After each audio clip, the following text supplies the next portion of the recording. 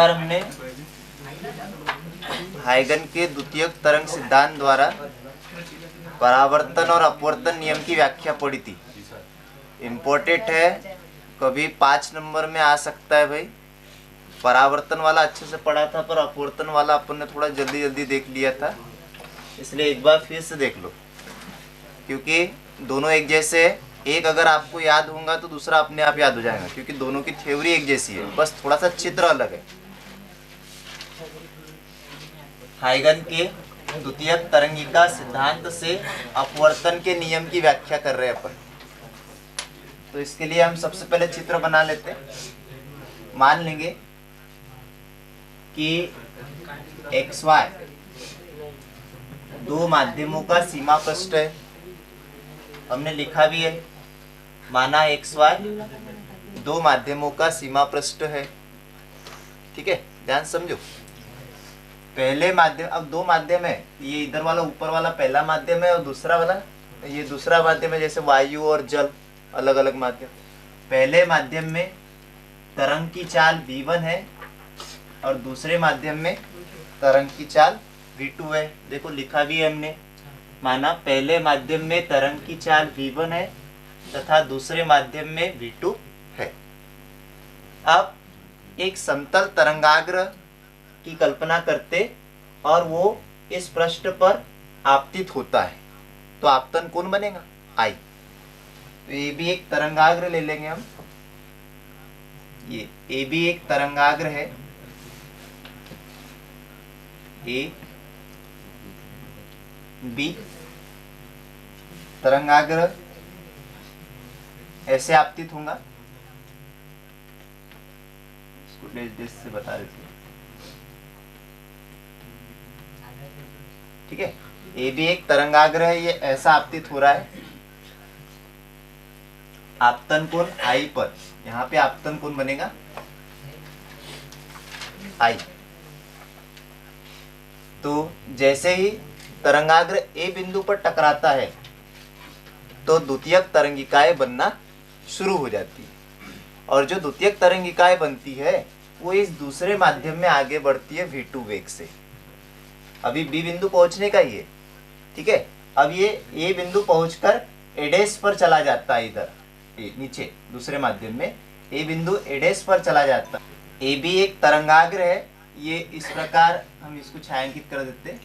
ये ए भी तरंगाग्र सीमा पृष्ठ XY पर टकराता है, तो ए बिंदु पहले टकराएंगे, बी बाद में। जैसे ही बिंदु ए पृष्ठ से टकराता है, द्वितीयक तरंगिकाएं निकलना शुरू हो जाती है, और वो द्वितीयक तरंगिकाएं दूसरे माध्यम में v2 वेग से आगे बढ़ती है। ठीक है, जब बिंदु ए एडेस पर पहुंच जाता है, यहाँ पर एडेस पर पहुंच जाएगा आगे, तब ये अपना बिंदु बी इधर बीडेस पर पहुंचेगा। इसी को अपन आगे बढ़ा देते। जब ये बिंदु बी सीमा पृष्ठ से टकराएगा, यहाँ पर टकराएगा बीडेस बिंदु पर, तब तक हमारा बिंदु ए एडेस पर पहुंच जाएगा। अब एडेस और बीडेस को मिला दो तो हमको ये अपवर्तित तरंगाग्र प्राप्त होगा, एडेस बीडेस, इसको मिला देते। तो इस प्रकार ये दोनों समांतर रहेंगे। तो इस प्रकार ए बी जो है ये आपतित तरंगाग्र है, और एडेस बीडेस जो है ये अपवर्तित तरंगाग्र है। तो यहाँ अपवर्तन कोण बनेगा R। अपवर्तन कोण को R से दर्शाएंगे अपन। थ्योरी समझ में आई भाई, है ना? एक बार फिर से चित्र में, सबसे पहले यहाँ से शुरू करते हैं। चित्र में XY एक दो माध्यमों का सीमा पृष्ठ है।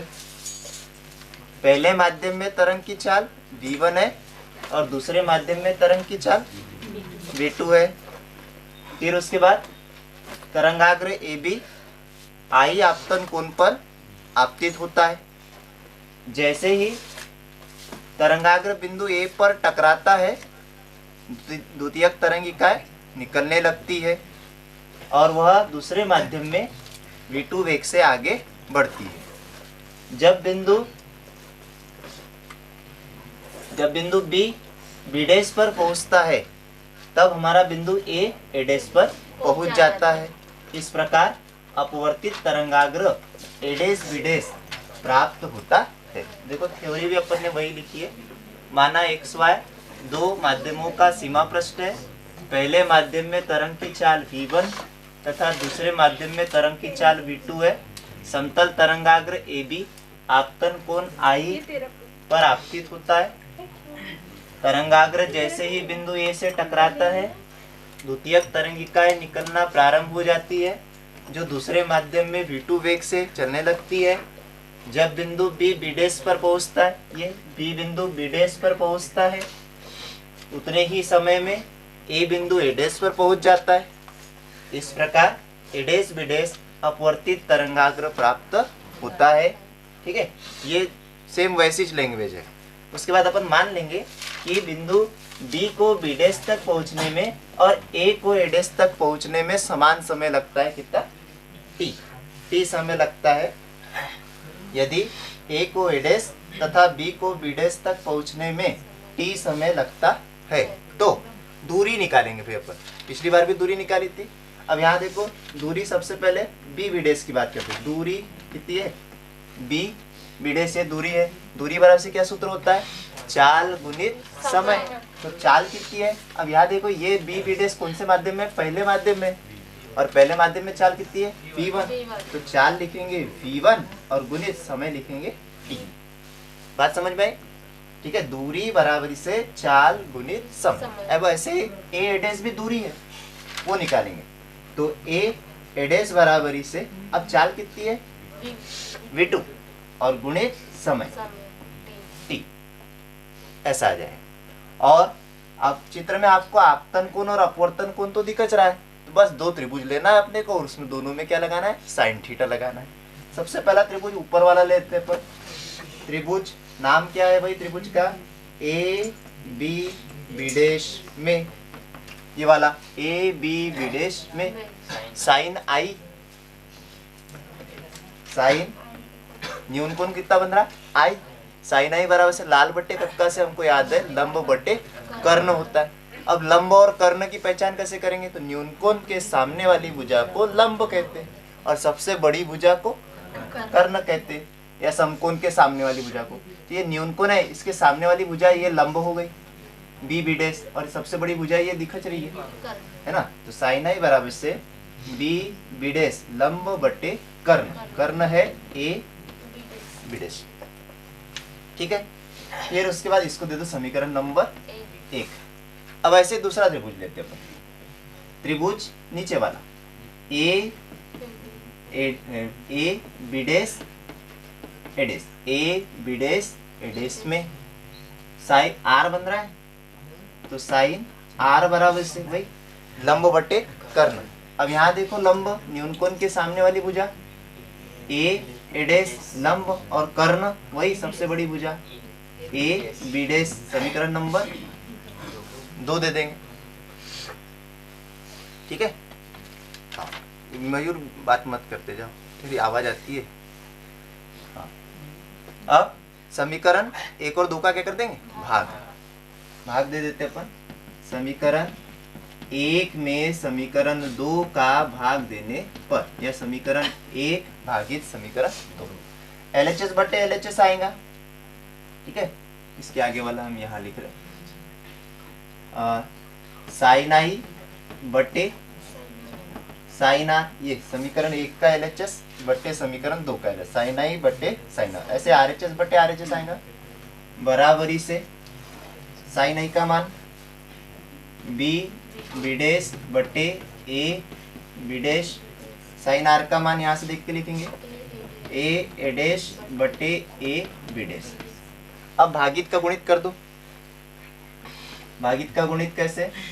पहले ऊपर वाला लिख दो बी बी डैश बटे ए बी डैश, और भागित का गुणित करेंगे तो नीचे वाला उल्टा लिख देंगे। ए बी डैश ऊपर आ जाएगा और ए डैश नीचे आएगा। ए बी डैश से ए बी डैश क्या हो गया? कैंसिल हो गया। क्या बच गया? साइन आई बटे साइन आर बराबरी से बचा बी बी डैश बटे ए डैश, ठीक है।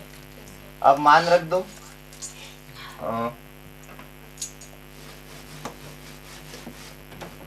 मान रखो साइन आई बटे साइन आर बराबरी से बी बी डैश का मान ये यहाँ पे लिखा है V1t, ऐसे ही V1 गुणित टी बटे ए डैश का मान भी लिखा है यहाँ पे V2 गुणित टी, टी से टी क्या हो जाएंगे कैंसिल, V1 बटे V2। और इसी को अपन कहते हैं अपवर्तनांक म्यू। इसको हम ऐसा लिख सकते साइन आई बटे साइन आर बराबरी से 1 म्यू 2। V1 बटे V2 को क्या कहते हैं अपवर्तनांक कहते हैं 1 म्यू 2। इसको कैसे पढ़ेंगे, दूसरे माध्यम के सापेक्ष पहले माध्यम का अपवर्तनांक। और ये जो होता है ये स्नेल का नियम है, अपवर्तन का दूसरा नियम है। अपवर्तन का नियम आपने पढ़ा होगा, आपतन कोण की जा और अपवर्तन कोण की जा का अनुपात एक नियत राशि के बराबर होता है, जिसे दूसरे माध्यम के सापेक्ष पहले माध्यम का अपवर्तनांक कहते हैं। तो ये अपवर्तन का नियम आया ना, नीचे लिखते हैं यही अपवर्तन का नियम। तो इस प्रकार अपन ने हाइगन के द्वितीयक तरंगिका सिद्धांत से अपवर्तन का नियम की स्थापना कर ली, सिद्ध कर लिया, ठीक है।